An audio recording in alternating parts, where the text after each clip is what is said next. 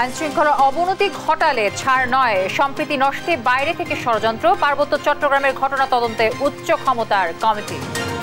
অন্তর্বর্তী সরকারকে বেকায়দায় ফেলতে নানামুখী চেষ্টা চলছে বলছে বিএনপি, আইন হাতে তুলে না নিয়ে ধৈর্য ধারণের আহ্বান। বিগত সময়ে বিচার বিভাগের ওপর নগ্ন হস্তক্ষেপ হয়েছে বললেন প্রধান বিচারপতি, দিলেন সংস্কারের রূপরেখা, আলাদা সচিবালয়ের প্রস্তাব।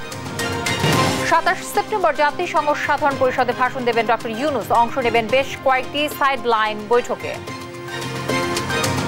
এবং চেন্নাই টেস্টের তৃতীয় দিনেই বড় হারের সামনে বাংলাদেশ, নাজমুলের 50-তে কিছুটা লড়াই, জিততে হলে গড়তে হবে ইতিহাস।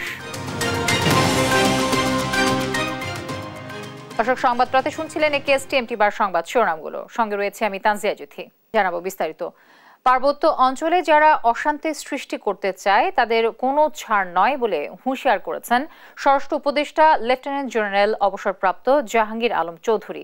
পাহাড়ের ঘটনা তদন্তে উচ্চ ক্ষমতা সম্পন্ন তদন্ত কমিটি গঠনের কথাও জানান তিনি।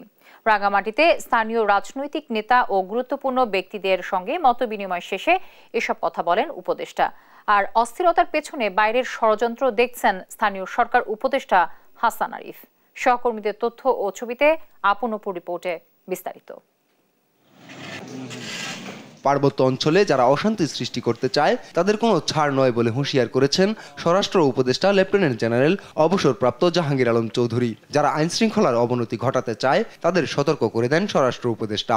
রাঙামাটিতে স্থানীয় রাজনৈতিক নেতা ও গুরুত্বপূর্ণ ব্যক্তিদের সঙ্গে মতবিনিময় শেষে তিনি এসব কথা বলেন। যারা আইন শৃঙ্খলা অবনতি করবে তাদের কোনো অবস্থায় আমরা ছাড় দিব না, আমরা কোনো অবস্থায় তাদের ছাড় দিব না, আমরা কোনো অবস্থায় তাদের ছাড় দিব না। ভবিষ্যতে যদি তারা আবার চেষ্টা করে তাদের যে হাত, এটা আমরা কিন্তু ভেঙে দিব। এই যারা আইন শৃঙ্খলা অবনতি করতে চায়, আমি আপনাদের কাছে বারবার অনুরোধ করব, আইন শৃঙ্খলা যেন উন্নতি হয়, আপনারা আমাদের সহযোগিতা করবেন। পাহাড়ের ঘটনা তদন্তে উচ্চ ক্ষমতা সম্পন্ন তদন্ত কমিটি গঠন করা হবে বলেও জানান তিনি। আর স্থানীয় সরকার উপদেষ্টা জানান, সম্প্রীতি নষ্টে বাইরে থেকে ষড়যন্ত্র চলছে। আমরা সকলে সম্প্রীতি চাই, কিন্তু কেন জানি না কোথাও একটা ছন্দপতন হচ্ছে, এবং ছন্দপতনের ব্যাপারে প্রত্যেকের মুখে একটি শব্দ উচ্চারিত হয়েছে, ষড়যন্ত্র।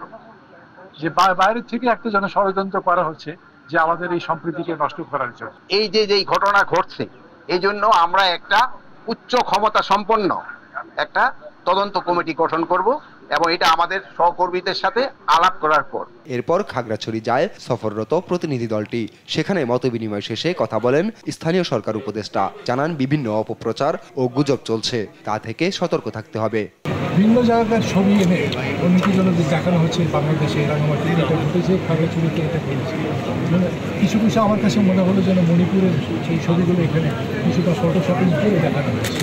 এর আগে পাহাড়ে শান্তি ফেরাতে আলোচনায় অংশ নিতে শনিবার সকালে রাজধানীর তেজগাঁও বিমানবন্দর থেকে রওনা করেন স্বরাষ্ট্র উপদেষ্টার নেতৃত্বে উচ্চ পর্যায়ের প্রতিনিধি দল। তার সঙ্গে আছেন পার্বত্য চট্টগ্রাম বিষয়ক উপদেষ্টা সুপ্রদীপ চাকমা, স্থানীয় সরকার উপদেষ্টা হাসান আরিফ এবং প্রতিরক্ষা ও জাতীয় সংহতি উন্নয়ন বিষয়ক প্রধান উপদেষ্টার বিশেষ সহকারী লেফটেন্যান্ট জেনারেল অবসরপ্রাপ্ত আব্দুল হাফিজ।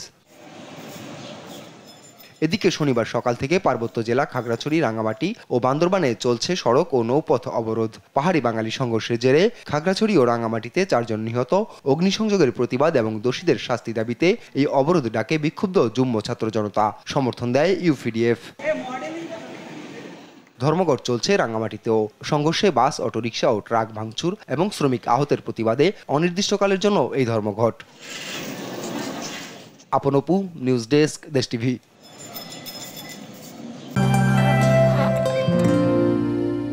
সময় সে তো বয়ে যায়, সময়ের সাথে মিষ্টি এক বন্ধন।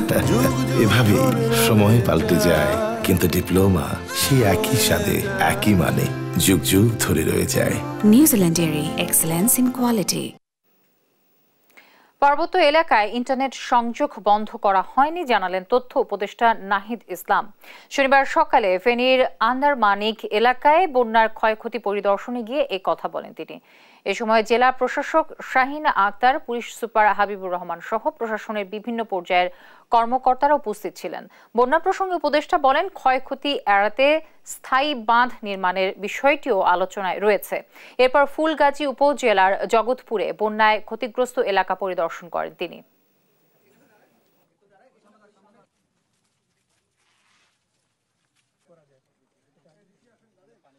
পার্বত্য চট্টগ্রাম বা কোথাও সরকারিভাবে ইন্টারনেট বন্ধ করা হয়নি এবং বন্ধ করার প্রশ্নই আসে না। সেখানে বিচ্ছিন্নভাবে কয়েকটা জায়গায় কিছু সমস্যা হয়েছিল, সাময়িকভাবে কিছু জায়গায় কিছু বন্ধ ছিল এবং সেটাকে খুবই ফুলিয়ে ফেপে বলা হচ্ছে যে ইন্টারনেট বন্ধ হয়েছিল। এরকম কোনো নির্দেশনা হয় না এবং এরকম কোনো ঘটনাও ঘটে নাই যে পার্বত্য চট্টগ্রাম বা কোনো একটা জায়গায় সেখানে দীর্ঘ সময় ইন্টারনেট বন্ধ ছিল, এরকম প্রমাণ কেউ দেখাতে পারবে না। সো এই বিষয়টি আসলে সত্য নয়।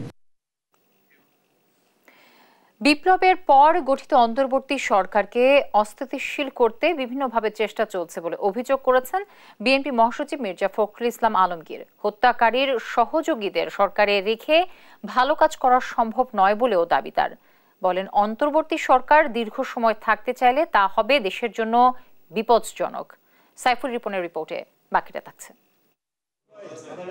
গুলশানে বিএনপি চেয়ারপারসনের রাজনৈতিক কার্যালয়ে সাংবাদিকদের সাথে অনানুষ্ঠানিক এক সাক্ষাতে সমসাময়িক বিভিন্ন ইস্যু নিয়ে দল ও ব্যক্তিগত মতামত তুলে ধরেন বিএনপি মহাসচিব মির্জা ফখরুল ইসলাম আলমগীর। 5ই আগস্ট কিন্তু আপনার একটা বিশাল একটা পরিবর্তনের একটা সুযোগ সম্ভাবনা চলে এসেছে দেশের সামনে।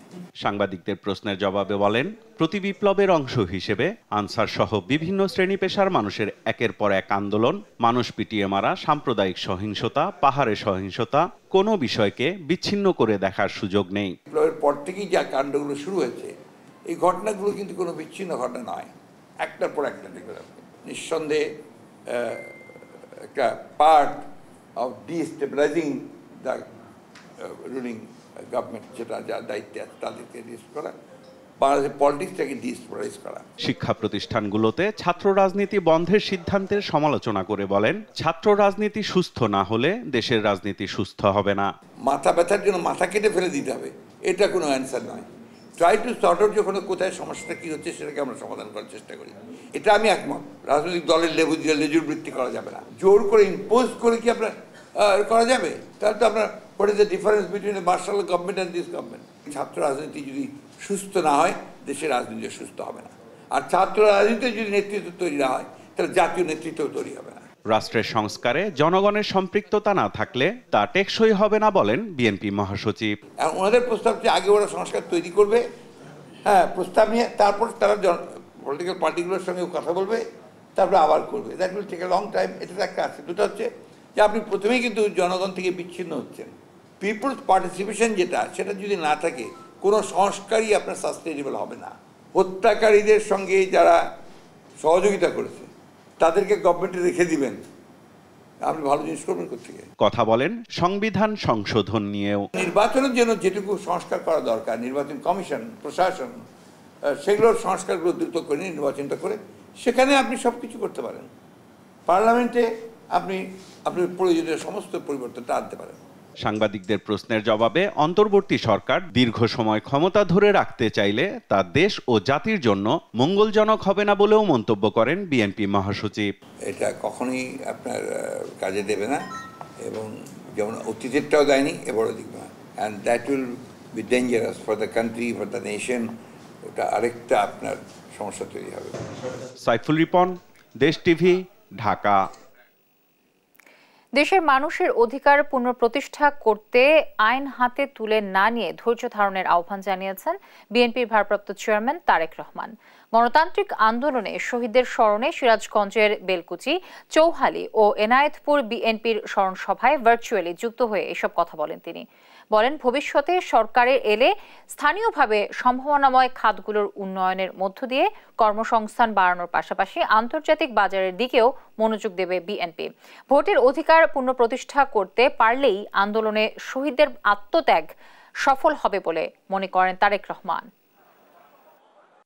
আমাদেরকে যদি দেশের মানুষের রাজনৈতিক যে অধিকার সেটিকে যদি পুনঃপ্রতিষ্ঠিত করতে হয়, আমাদেরকে যদি বাংলাদেশের মানুষের মুক্তির যে মুক্তি, অর্থনৈতিক মুক্তি, সেটিকে যদি অর্জন করতে হয়, আমাদেরকে সকলকে ঐক্যবদ্ধ থাকতে হবে, আমাদেরকে ধৈর্য ধারণ করতে হবে, আমাদেরকে আইন হাতে তুলে নিলে চলবে না, আইনকে আইনের মতন করে চলতে দিতে হবে। সহকর্মীবৃন্দ, দলের নেতা কর্মীবৃন্দ, আপনাদেরকে সেভাবে নিজেদেরকে প্রস্তুত করতে হবে যাতে করে মানুষ আপনাদের উপরে আস্থা রাখতে পারে, আপনাদের উপরে ভরসা রাখতে পারে। বিচার বিভাগে দ্বৈত শাসন রুখতে জরুরি ভিত্তিতে আলাদা সচিবালয় প্রতিষ্ঠার দাবি জানিয়েছেন প্রধান বিচারপতি সৈয়দ রেফাত আহমেদ। এ সময় তিনি বলেন, তার প্রস্তাবিত রূপরেখাকে বিচার বিভাগ সংস্কার কমিশন গ্রহণ করতে পারে। আর বিচারক নিয়োগে সংস্কার আনার কথা জানান আইন উপদেষ্টা ডক্টর আসিফ নজরুল। দুপুরে সুপ্রিম কোর্টে নিম্ন আদালতের বিচারকদের অভিভাষণে এসব কথা বলেন তারা। সাবরিনা মজুমদার রিপোর্টে বিস্তারিত। নানা সংকট ও সমস্যার মধ্য দিয়ে যাচ্ছে জেলা পর্যায়ের আদালত ও এর বিচারকরা। লাখ লাখ মামলা বিচারাধীন, বিচারক সংকটের পাশাপাশি আছে এজলাসের স্বল্পতাও। এমন পরিস্থিতি উত্তরণে 5ই আগস্টের পর বদলে যাওয়া বাংলাদেশের বিচার বিভাগের সব বিচারকদের অভিভাষণ আয়োজন করেন প্রধান বিচারপতি, যেখানে দেশের অধস্তন আদালতের বিচারকদের উদ্দেশ্যে বক্তব্য দেন প্রধান বিচারপতি সৈয়দ রেফাত আহমদ। ঘোষণা করেন দেশের বিচার বিভাগের রোডম্যাপ। অনুষ্ঠানের শুরুতেই বৈষম্য বিরোধী আন্দোলনে শহীদদের স্মরণে 1 মিনিট নীরবতা পালন করা হয়। পরে নিম্ন আদালতের বিচারকরা 2100 বিচারকের পক্ষে তাদের দাবি তুলে ধরেন। উঠে আসে বিচারকদের বেতন বৈষম্য ও নিরাপত্তাহীনতার বিষয়টি। অনুষ্ঠানে অ্যাটর্নি জেনারেল বলেন, বিগত সরকারের আমলে যে সমস্ত বিচারকরা ফ্যাসিবাদের দোসর হিসেবে কাজ করেছে তারা ভালো জায়গায় পদায়ন হয়েছে। এই বিষয়টি নিয়ে সতর্ক থাকার পরামর্শ দেন তিনি। বিগত সময়ে যেসব বিচারক ফ্যাসিজমের দোসর হিসাবে মানুষের অধিকার হরণে ভূমিকা পালন করেছেন তারা এখন গুরুত্বপূর্ণ জায়গায় গুরুত্বপূর্ণ পোস্টিংয়ে রয়েছেন। এদিকে দায়িত্ব নেয়ার পর প্রথমবার বিচারকদের সাথে বসলেন আইন উপদেষ্টা আসিফ নজরুল। সংস্কারের কথা জানিয়ে বিচার বিভাগকে ব্যবহারে রাজনৈতিক কালচার থেকে বের হওয়ার আহ্বান জানান তিনি। বিগত ফ্যাসিস্ট সরকার গায়েবী মামলা এবং ঢালাও মামলার একটা কালচার শুরু করেছিল। আমরা সেটা থেকে বের হতে চাই। মানুষের মনে অনেক ক্ষোভ আছে, অনেক অসন্তোষ আছে, এই সমস্ত গায়েবী মামলা দেখার সংস্কৃতি দেখার অভ্যস্ততা আছে। অনুষ্ঠানে প্রধান বিচারপতি বলেন, বিগত বছরগুলোতে বিচার বিভাগে নগ্ন হস্তক্ষেপ করা হয়েছে। বিচার বিভাগে দ্বৈত শাসন রুখতে আলাদা সচিবালয় জরুরি বলেও মন্তব্য করেন তিনি। শীঘ্রই আইন মন্ত্রণালয়ে প্রস্তাব পাঠানোর কথাও জানান প্রধান বিচারপতি। বিচারকদের প্রকৃত স্বাধীনতা ততদিন পর্যন্ত নিশ্চিত হবে না যতদিন না বিচার বিভাগে দীর্ঘদিন ধরে বিরাজমান দ্বৈত শাসন ব্যবস্থা অর্থাৎ সুপ্রিম কোর্ট ও আইন মন্ত্রণালয়ের যৌথ এখতিয়ার সম্পূর্ণরূপে বিলোপ করে জরুরি ভিত্তিতে বাংলাদেশ সুপ্রিম কোর্টের অধীনে পৃথক সচিবালয় প্রতিষ্ঠা করা হবে। সুপ্রিম কোর্টে বিচারপতি নিয়োগে আইন করার কথা জানান প্রধান বিচারপতি। বিচার বিভাগের দুর্নীতি নিয়ে জিরো টলারেন্স ঘোষণা করেন তিনি। জিরো টলারেন্স ঘোষণা করছি। সাবরিনা মজুমদার, দেশ টিভি, ঢাকা। জাতিসংঘের সাধারণ পরিষদের ৭৯তম অধিবেশনে যোগ দিতে ২৩ সেপ্টেম্বর নিউ ইয়র্ক যাচ্ছেন প্রধান উপদেষ্টা ডক্টর মোহাম্মদ ইউনূস। বক্তব্য রাখবেন ২৭ সেপ্টেম্বর। এ সময় মোদি ইউনূস বৈঠকের কোনো পরিকল্পনা নেই বলে জানান পররাষ্ট্র উপদেষ্টা তৌহিদ হোসেন। তবে ভারতের পররাষ্ট্রমন্ত্রী এস জয়শঙ্করের সঙ্গে পররাষ্ট্র উপদেষ্টার সাক্ষাতের সম্ভাবনা রয়েছে বলে জানান তিনি। জান্নাতুল মোহনার প্রতিবেদনে বিস্তারিত। জাতিসংঘে বাংলাদেশের সদস্য প্রাপ্তির ৫০ বছর পূর্তি হচ্ছে চলতি বছর। আর এ বছরই বাংলাদেশে ঘটে গেছে নতুন অভ্যুদয়। ঐতিহাসিক প্রেক্ষাপটে জাতিসংঘের সাধারণ অধিবেশনে যোগ দিতে প্রধান উপদেষ্টা doctor Mohammad Yunus new York যাচ্ছেন ২৩ সেপ্টেম্বর। বক্তব্য রাখবেন ২৭ সেপ্টেম্বর। এই উপলক্ষে পররাষ্ট্র মন্ত্রণালয়ে সংবাদ সম্মেলন করেন পররাষ্ট্র উপদেষ্টা তৌহিদ হোসেন। জানান, নেদারল্যান্ডস, নেপাল ও পাকিস্তানের প্রধানমন্ত্রী, যুক্তরাষ্ট্রের পররাষ্ট্রমন্ত্রী ও জাতিসংঘ মহাসচিবের সাথে দ্বিপাক্ষিক বৈঠকের কথা রয়েছে প্রধান উপদেষ্টার। পররাষ্ট্র উপদেষ্টা আরও জানান, ব্যয় সংকোচনের জন্য এবার জাতিসংঘের সাধারণ পরিষদে প্রধান উপদেষ্টা সহ ৫৭ জন প্রতিনিধি যোগ দিবেন। এই অধিবেশনে গণ অভ্যুত্থান, শান্তি প্রতিষ্ঠা, রোহিঙ্গা সংকট সহ নানা ইস্যু তুলে ধরবেন প্রধান উপদেষ্টা। এছাড়া সাইডলাইনে সামিট অফ দি ফিউচার সহ বেশ কয়েকটি ইভেন্টে বাংলাদেশের প্রতিনিধিত্ব করার কথাও জানান তিনি। তার বক্তব্যে বিগত ২ মাসে বাংলাদেশে ঘটে যাওয়া অভাবনীয় গণ অভ্যুত্থানের বিবরণ ও আগামী দিনে জনভিত্তিক, কল্যাণমুখী ও জনস্বার্থে নিবেদিত একটি রাষ্ট্র ব্যবস্থা গড়ে তোলার দৃঢ় প্রত্যয় বিশ্ব দরবারে তুলে ধরবেন বলে আমরা আশা করছি। নিউ ইয়র্কে ডক্টর ইউনূস মোদির দেখা না হলেও ভারতের পররাষ্ট্রমন্ত্রী এস জয়শঙ্করের সঙ্গে দেখা হবার সম্ভাবনা আছে বলেও জানান তৌহিদ হোসেন। ওনাদের দুজনের উপস্থিতি নিউ ইয়র্কে একসাথে হচ্ছে না, কারণ জনাব মোদি একটু আগে চলে আসছেন আর আমাদের চিফ অ্যাডভাইজার একটু দেরিতে যাচ্ছেন, কাজেই তাদের ওখানে দেখা হওয়ার সম্ভাবনা নেই বলেই মনে হচ্ছে। ভারতের সাথে সম্পর্কের ক্ষেত্রে একটু টানাপোড়েন চলছে, এটা কিন্তু স্বীকার করতে হবে প্রথমেই, কারণ সমস্যার সমাধান করতে হলে তো সমস্যার অস্তিত্ব অস্বীকার করলে চলবে না। এবার জাতিসংঘের সাধারণ অধিবেশনে রোহিঙ্গা সংকট প্রসঙ্গে ইভেন্ট আয়োজন করতে যাচ্ছে বাংলাদেশ, যার মাধ্যমে রোহিঙ্গা সমস্যা সমাধানে আন্তর্জাতিক সম্প্রদায়ের উপর চাপ প্রয়োগ করা যাবে বলে মনে করছেন পররাষ্ট্র উপদেষ্টা। জান্নাতুল মোহনা, দেশ টিভি, ঢাকা।